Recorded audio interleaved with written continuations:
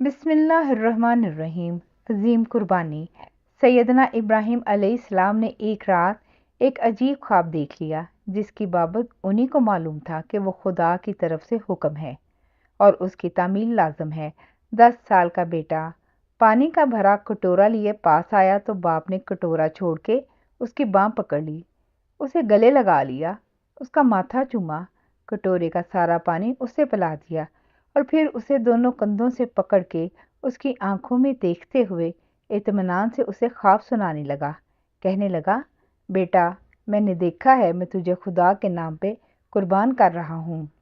10 साल का बेटा खुदा के मकाम और बाप के रुतबे से किस कदर शनासा होगा कि उसने कोई सवाल नहीं पूछा और बोला, अब्बा फिर सोच क्या रहे हैं, हुक्म की तामील करें, मेरी गर्दन हाजिर है। बाप बेटे को लेकर खुदा के बनाए जाने वाले घर के मज़ाफ की तरफ चल पड़ा। शायद खुदा को इस अजीम कुर्बानी की आड़ में अपने इज्जत वाले घर की हदूद तय करना थी। जहां बाप बेटा जाके रुके वही बनाए जाने वाले घर की हद तय हो गई। मना नाम के मैदान पे जाके बाप ने बेटे को माथे के बल लटा दिया। पीछे अकलौते बेटे की सेहरा नशीं माँ सैयदा हाजरा दौड़ती आईं। शैतान सारा मंजर देख रहा था। उसने तो इंसान की तख्लीक के दिन से खुदा के हर बंदे की राह में बैठने की इजाज़त ली हुई थी। खुदा ने भी उस पर वाज़िया कर दिया था कि तुम अपनी कोशिश करते रहना, मगर जो मेरे बंदे हैं इन पर तुम्हारा जोर नहीं चलेगा। वही हुआ। शैतान ने भागम भाग बारी बारी तीनों हस्तियों को वर्गलाने की कोशिश की। पहले बाप के कान में खुद कलामी के अंदाज में सोचने लगा, शायद तुझे मगालता हुआ है, मेरा अकलौता बेटा है, मेरी पहचान है, मेरी नस्ल इससे चलनी है, यही कुर्बान हो गया तो मैं बेनिशान रह जाऊंगा। शायद इतनी बातें शैतान के मुंह से ना निकली हों कि सैयदना इब्राहिम अलैहिस्सलाम जो आग के समुंदर को गुले गुलजार बना के आए हुए थे, कैसे इम्तिहान के फूलों पे आग का शक करते। जमीन पे झुक के मोटी सी कंकरी उठाई और शैतान के मुंह पे मारी।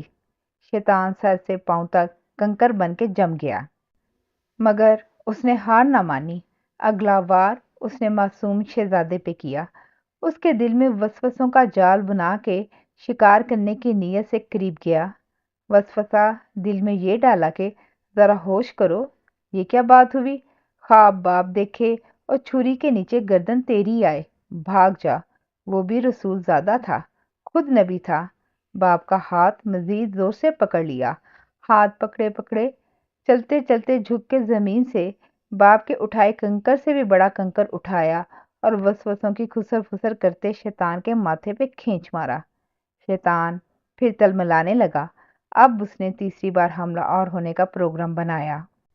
उसे शायद पता था कि इम्तिहान की कामयाबी की सूरत में उन्हीं दोनों के हाथों खुदा का इज्जत वाला घर बनेगा और उसी घर के पड़ोस से उन्हीं की नस्ल से एक ऐसे बरगजीदा रसूल आखिर सल्लल्लाहु अलैहि वसल्लम की वासत होगी जिससे इस नस्ल इंसानी को भटकाने की सारी मेहनत अकारज जाएगी। उसे आने वाले वक्तों में अपनी हैसियत बर्बाद होती नजर आ रही थी। वो क्यों ना हाथ पांव मारता, उसने सोचा। पहले पहल आदम जब उसके हाथों ना फिसला तो अम्मा हवा ने इसकी खुसर फुसर पे कान धर लिए थे। क्या पता बीबी हाजरा भी हवा की तरह हो। तीसरी बार उसने दोनों बाप बेटे के पीछे ममता के नंगे पांव भगा दिए। सैयदा हाजरा के जहन में सरगोशियां शुरू कर दी। ये क्या अनहोनी हुई, बेटा हुआ तो 40 दिन ऊंट के सफर पे इस वीराने में ला छोड़ा। अब बेटा जवान होने लगा तो उसे जिंदगी से हमेशा के लिए निकाला जा रहा है। भाग के जा, रोक ले, अपने बेटे को बचा। सैयदा हाजरा जलीलुल कदर नबी की जोजा थी, अजीमुल शान नबी की वालदा थी।